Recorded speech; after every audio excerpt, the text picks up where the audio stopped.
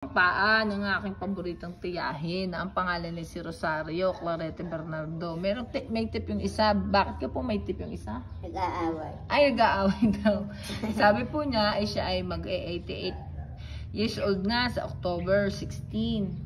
Kaya yung po mga paa niya yan, kung lumakad siya ng isang taon ay 86 years na siya naglalakad.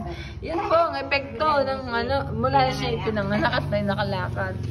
Marami ng mga puntahan, marami ng nasakyan, at marami ng mga pagsubok na lampasan. Yan po ang itsura. Ito po ang itsura ng paa na hindi sumusuko. Ayan o. So, hindi sumusuko sa laban ng buhay. Pero in fairness, maganda ang shape. Hindi bukangkang, nakagaya ng paa namin. Oh, very good.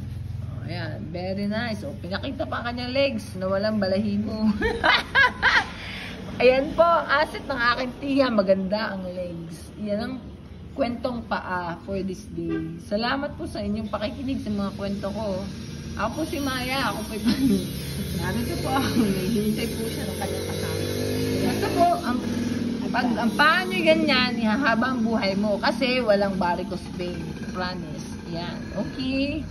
Ito mo, wala siyang varicose vein. Okay, bye-bye. Okay na to.